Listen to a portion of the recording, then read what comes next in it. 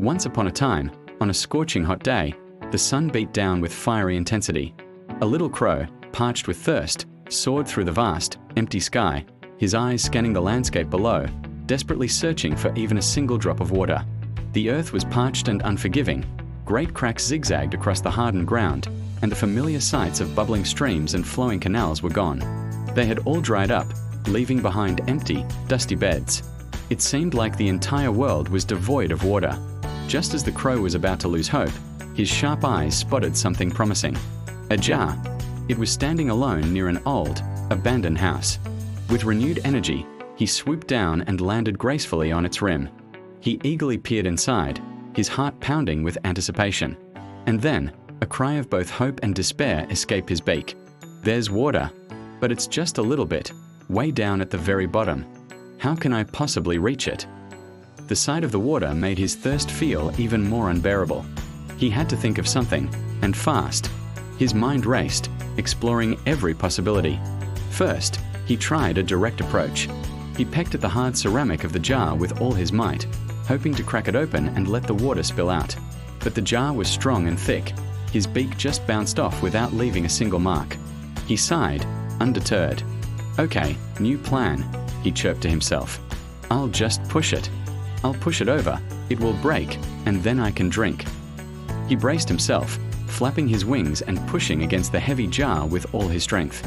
He pushed and heaved, but the jar was too heavy. It wouldn't budge an inch. The crow was exhausted, but he wasn't ready to give up. He stood on the edge of the jar, panting, his little brain working overtime. He looked at the water, then at the world around him. His gaze fell upon a small pile of pebbles lying nearby. Suddenly, a brilliant idea sparked in his mind. I've got it, he exclaimed with a triumphant squawk. I'll put pebbles into the jar. Each pebble will take up space, and the water level will have to rise. Filled with a new sense of purpose, the crow flew over to the pile of pebbles. He carefully picked up a small, smooth stone in his beak and flew back to the jar. He dropped it in. Plink! The water level rose just a tiny bit. It wasn't much, but it was progress. Encouraged, he flew back and fetched another pebble. He dropped it in. Plonk! The water rose a little more. The crow realized his plan was working. So, he began a steady rhythm. Fly, pick up a pebble, fly back, drop it in. Over and over again. Pebble after pebble, stone after stone, he diligently worked, never losing focus.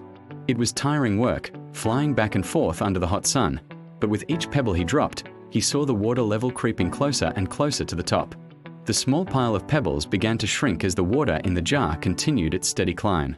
Finally, after what seemed like an eternity of hard work, the water reached the very top of the jar's mouth. The crow could at last dip his beak in and drink. He took a long, deep gulp of the cool, refreshing water. It was the most delicious drink he had ever tasted. As he quenched his thirst, he felt a wave of satisfaction wash over him. Ah, he said to himself, a wise look in his eyes. Now I am reaping the rewards of my thinking and my hard work. It just goes to show, with a little cleverness and a lot of persistence, you can achieve anything you set your mind to. Whoever keeps trying will surely get what they want in the end. The little crow, his thirst finally gone, flew off with a happy heart, ready for his next adventure. If you liked our story today, please show your support by subscribing to the channel, giving this video a big thumbs up, and leaving a comment down below to let us know what you thought. Thanks for watching, and we'll see you in the next one.